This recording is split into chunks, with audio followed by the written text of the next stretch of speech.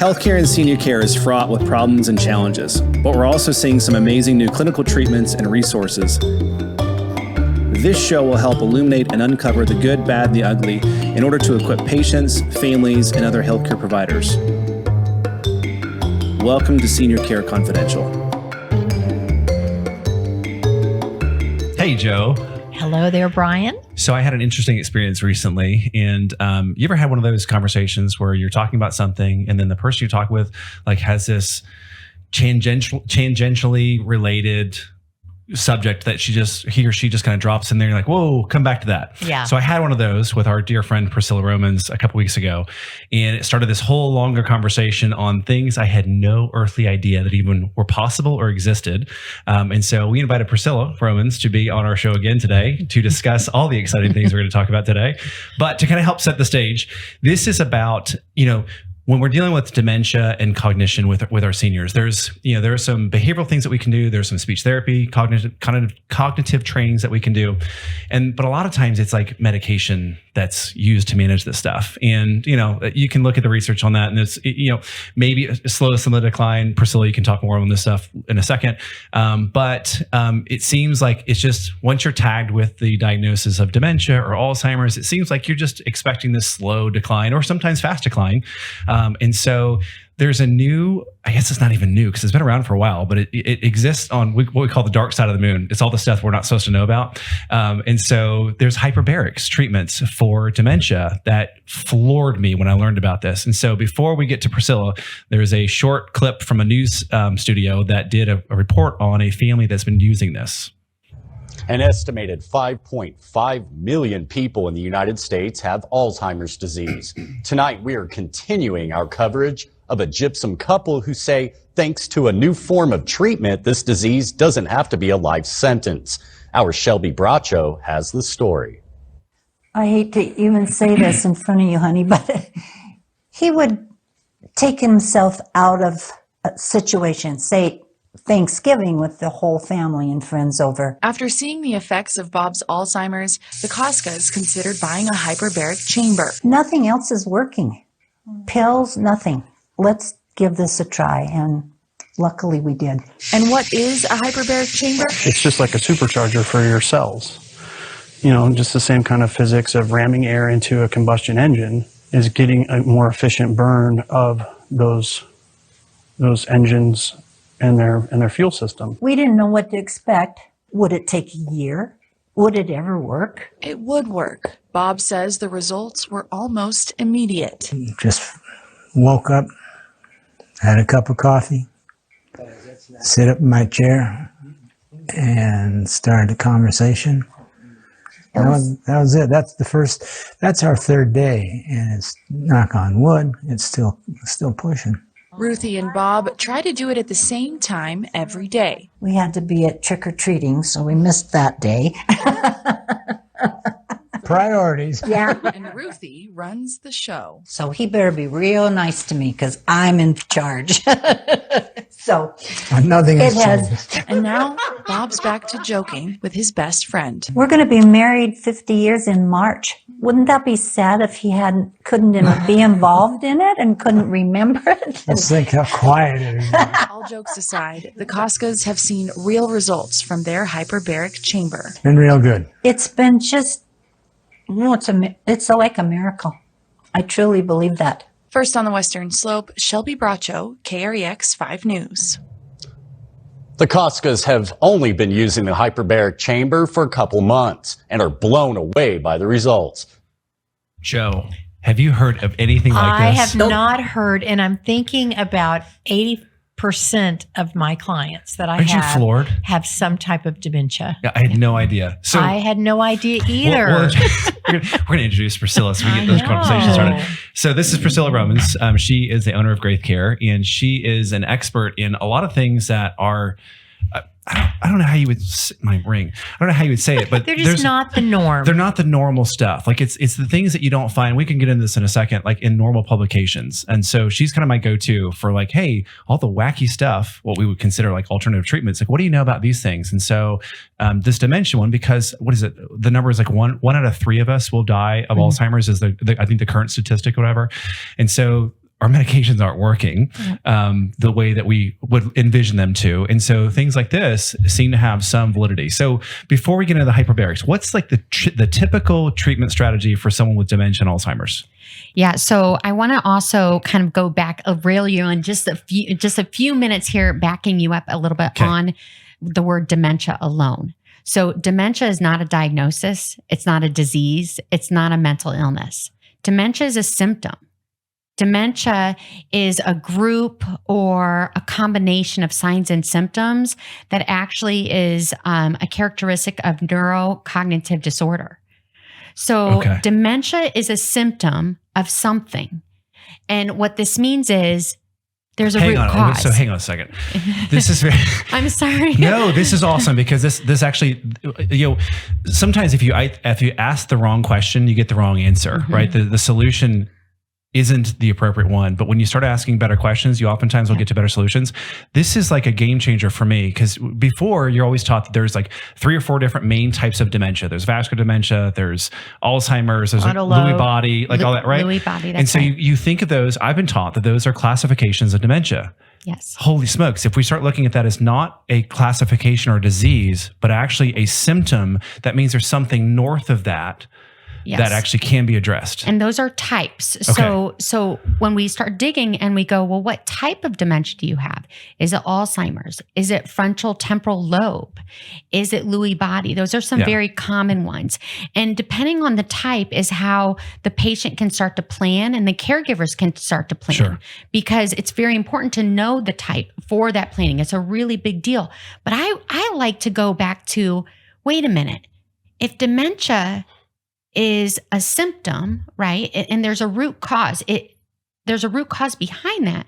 Why don't we uncover the root cause to see if we can scale back on some of those symptoms the person's having, that's dementia, or can kind of halt it in its track, maybe even reverse it. So just to clarify, we're talking about dementia not as a disease or a diagnosis code. We're actually talking about it as a symptom. It's a symptom. Okay. So in layman's terms, okay, so what is a simple reason that would cause dementia? So that symptom, what is something that would cause the symptom of confusion? Yes, that's great because dementia is confusion or it's loss of executive function. So for example, if you're going to get dressed in the morning, we know how to get dressed. The person that's waking up, they've lost that executive function of how to get dressed. They're losing memory. So when that's happening, we also have to go back to, wait a minute, what could be the root cause? Is there multiple infections? What are the infections? How are they being treated? Vitamin deficiencies, such as vitamin D, B12, B1. What about electrolyte? That are out of whack. So the metabolic issue alone, just did the doctor draw the blood panel? What does the blood panel currently look at? What were the trends? Is there any changes that we can address right from there? That's very important. We don't want to skip that. We just don't want to say just because you have loss of memory, you have dementia. We need to get some facts as well. So the blood draw is very important. Are there underlying infections that haven't been addressed? Electrolytes, malnutrition, all of those things. There's a combination of things that could be root causes. Maybe there's something going on in the brain. Maybe we need to do an image of what the brain looks like, a PET tomography, MRI, all of that's going to give information. So usually people start going, my loved one's got memory loss. They aren't able to do these tasks anymore. The family doctor or primary care doctor says, I think we might have dementia we're dealing with. Okay. So they do like a mini kind of neuro test. Right, that mini cog. That's right. Yeah. But the referral actually should go to a neurologist where the neurologist can do a very, very lengthy assessment it's much more lengthy. And then there also needs to be the blood looked at and also the imaging, right? So we're not missing anything because there are people that start to have this loss of memory or executive function loss, but maybe there's a brain tumor. Maybe there's something there that needs to get picked up on imaging. So getting those facts first to make sure we're not being misdiagnosed is very important. Well, and I know my son is a physician at the Cleveland Clinic. He does internal medicine. And he told me when somebody's inpatient in the hospital, they cannot diagnose them with Alzheimer's dementia. They always refer to a neurologist, But I think for me as an advocate for patients, I get what you're saying, but families want answers right away. And they want that magic pill. And a lot of times we will go to the primary doctor and they'll say, well, yes, this test, he's missed, 7 out of 10, but let's let you see a neurologist. So then the better neurologist in Dallas, sometimes it takes 4 or 5 months to get in. Yes. And what if it is something just as simple as an infection, like a low growing UTI, just a low growing infection, bacteria that is causing that. As an advocate, that gets frustrating for me. Yeah. Yep. No, I totally agree. And we've seen that. And that's why having a good patient advocate in your corner to start thinking about all of those questions, maybe not waiting weeks to see a neurologist, right? How do we help the person then? Because if that infection does get worse, then we're also at risk for falls, or there's so much risk with that. But can't we address, like when we go to the primary doctor, step 1, have them do labs? At least we would have a baseline. Yeah, absolutely. It absolutely can be done. People actually don't even need to really see a doctor to go get labs drawn. There's walk-in clinics to go get labs, but a lot of people don't know how to interpret those. A doctor really does need to look at those to say, here's what it looks like, or somebody that can really give that information. Okay, so assuming they've done all the right stuff. Yes. What's the typical treatment look like now, and what are the downsides of that? What's the success rate of those, and what are the downsides? Well, the typical treatment right now is pharmaceuticals. And actually, pharmaceuticals could be part of the problem. People are on pharmaceuticals right now that are causing memory issues. There are adverse reactions to medications. So people need to be very aware, what pharmaceuticals are you on? And you need to look at the adverse reactions. If you are having an adverse reaction, then you need to discuss those things with the doctor that prescribed them. What are some common drugs that are having adverse reactions with regard to cognition? Oh my goodness, there's so many. I mean, there's so many. But typical drugs that a doctor is going to put somebody on for dementia, Aricept is a very, very mainstream one. If you go look up that medication within the physician drug reference, you're going to find other adverse reactions that you may not want to actually have. So those are things that you're going to have to weigh as the patient or caregiver to say, what is the risk? What is the benefit? Yep. And you need to be informed. If your doctor is not talking about those things, you probably need a new doctor, because it is important to discuss those things. Some of these medications can be very harming to people's body. Plus, if you really aren't addressing the root cause and you're just putting a Band-Aid with a pharmaceutical, I'm not for sure that's probably the best solution. Right. So how did you first get exposed to hyperbarics? Because in my world, what little I know about hyperbarics, because I'm not a nurse, I'm not a doctor, we have had patients who've used hyperbarics for wounds. Yep. And so that's really all I ever see it for. I've seen autism, I know. For autism too? Yeah, okay. And I know that's very beneficial. Yeah. Okay. Hyperbaric, or HBOT, HBOT. So I got familiar with this because I was just searching things for one of my clients that had a lot of wound issues. Insurance wasn't covering the hyperbaric for their multiple wounds. And I was frustrated going, this is absolutely insane. I want to know, I need to figure out a way to make sure he can get the hyperbaric done in a hard chamber. We can talk about hard chamber versus soft chamber. The video was showing a soft chamber. Okay. And so what's important is, as a patient advocate, I guess I just don't like the word no. And so I want to go find solutions. I want to help fix people. That's why I became a nurse to begin with, is I want to just help people, help fix them, solution oriented. So what did you find when you happened across the hyperbarics or HBOT for dementia? Was your mind blown like ours is right now? Yeah. And when I spoke with Dr. Fogarty, who was in that video, we've become great friends now. And when I told him that I was going to be on your show, he said, make sure you tell them. And he is just so passionate because of the research and the imaging. See, now he is a radiologist by trade. So he looks at the studies, he looks at the changes within the brain. And he can say in his mind, without a doubt, including kids with traumatic brain injury, that hyperbaric has changed their brain based off of the oxygenation. So it's the energizing of the cells again. Well, when we think of oxygen, oxygen's life. Right? So it's really cool to talk with Dr. Fogarty. I will tell you, every single time I talk to him, I learn more.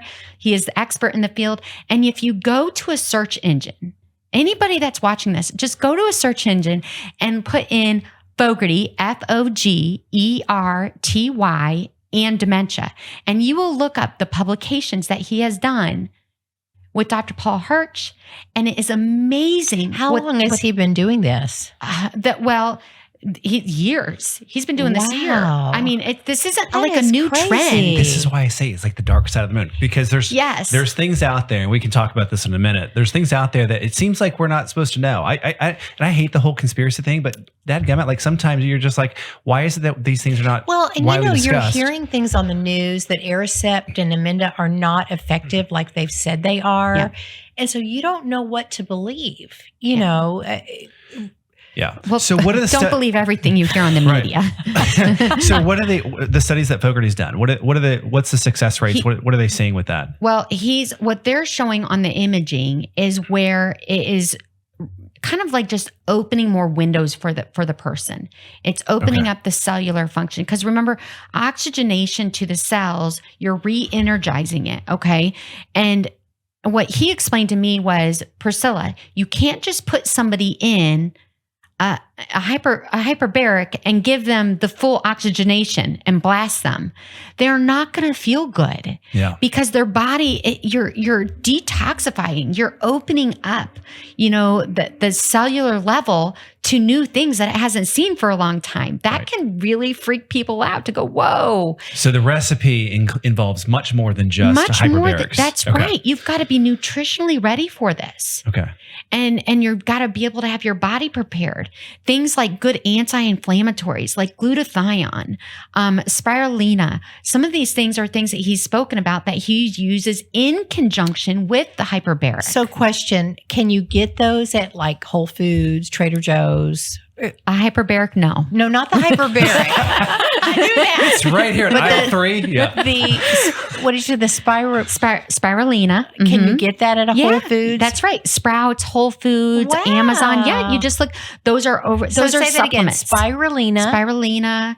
Glutathione. Glutathione is amazing. It's one of my favorites. You can get it in capsule form. You can get it liquid form. You can get it in IV form. I've had all of them. Wow. Glutathione is a high potent anti-inflammatory.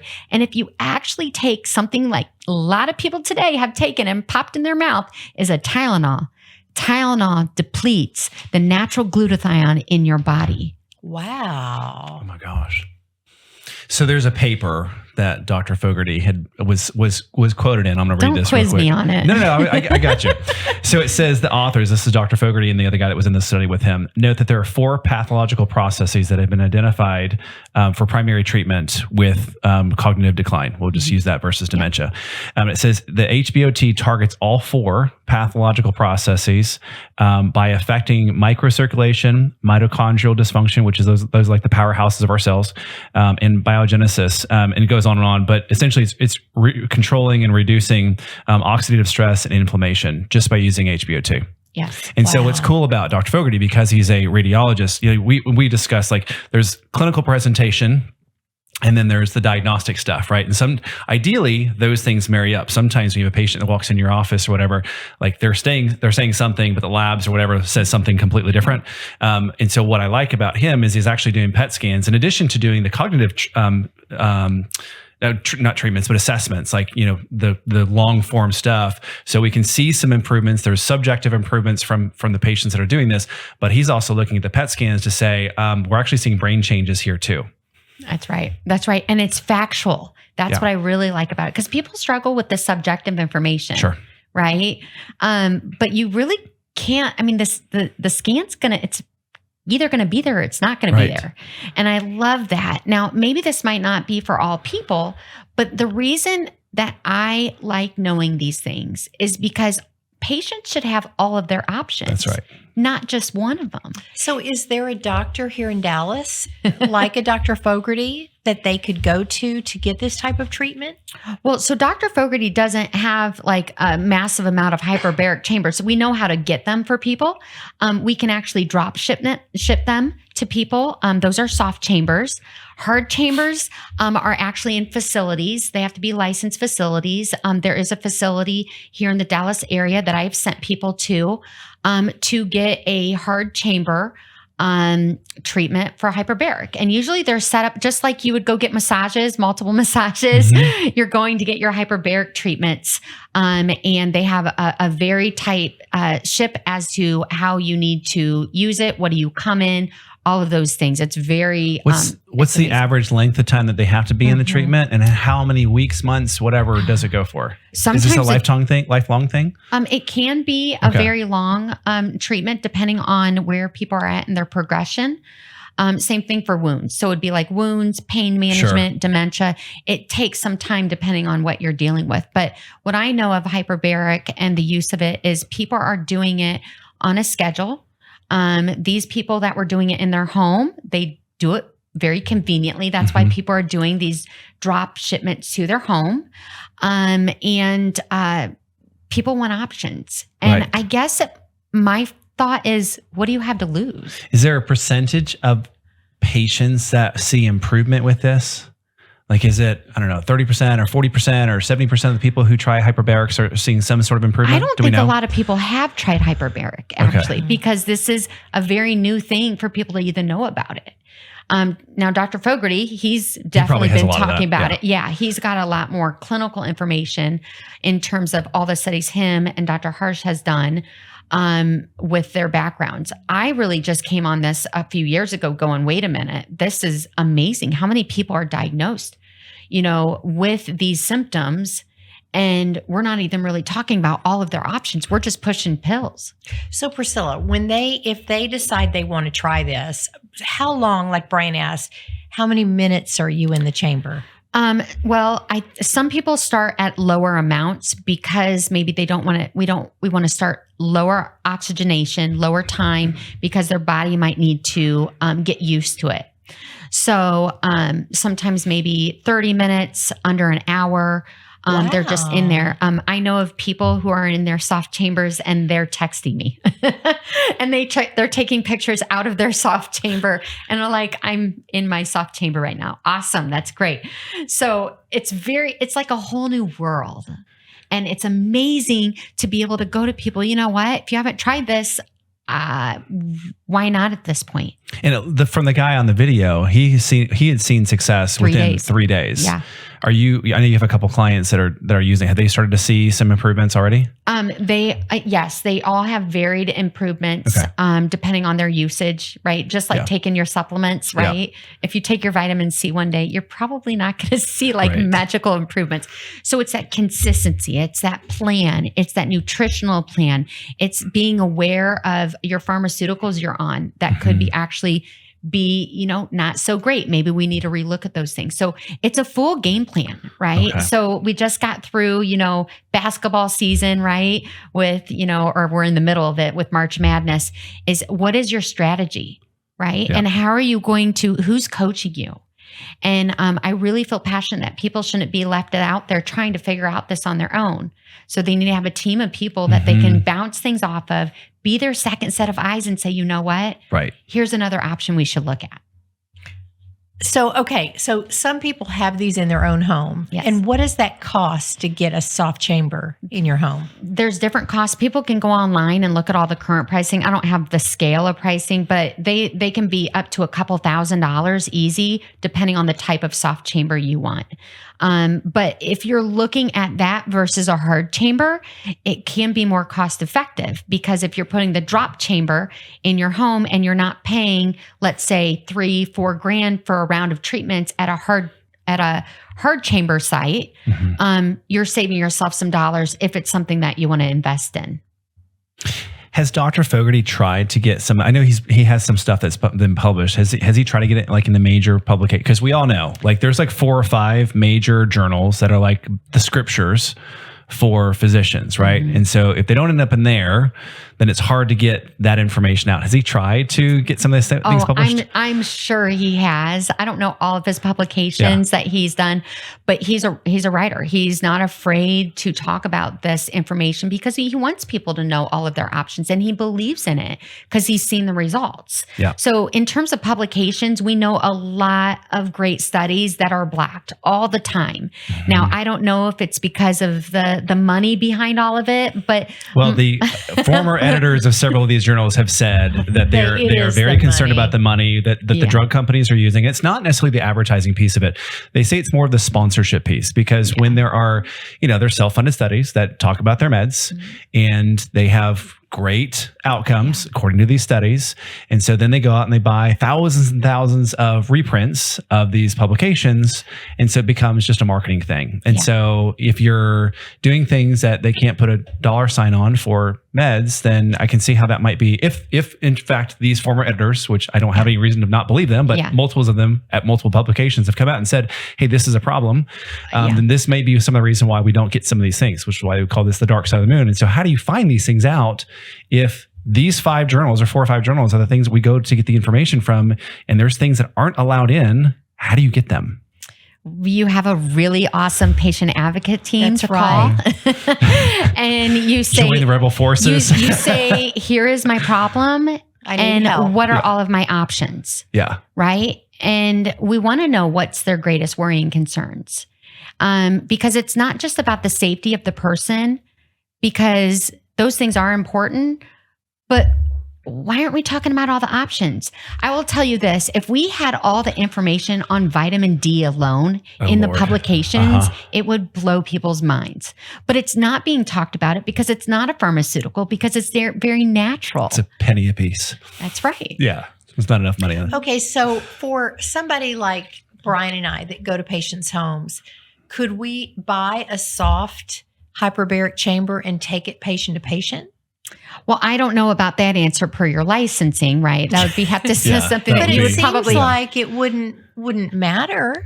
I would have to look at the licensing of that, and I would say anybody that's doing that, make sure that is definitely something you look at, because it's not a covered service in our home. Right. I can assure you that but one. I mean, are they portable? Can you throw them in the car? If you're going portable. on vacation and you take.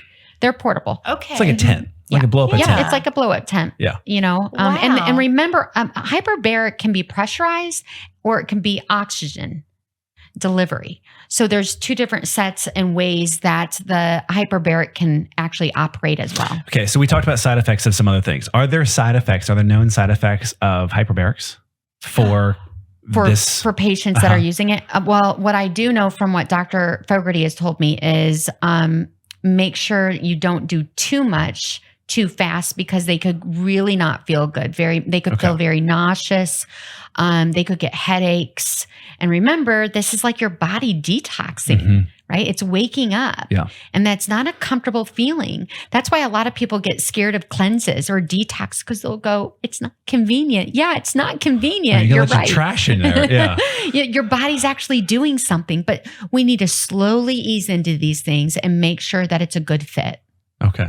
And are you aware of how long it should take before you start to see some signs of improvement? I think it would be very hard for anybody just to tell you this is how long. Yeah. Because everybody's at a different clinical progression. I gotcha. Yeah. Okay. Very good. Wow. Yeah. This is so interesting. So how can people get in touch with you, Priscilla? You can just go to graithcare.com. That's GRAITH care.com, graithcare.com. And there's our number on the website, our email, there's a contact us, our intake team. If you do call them, they will actually call you back. It won't be like a robot calling you back. You'll get a real human.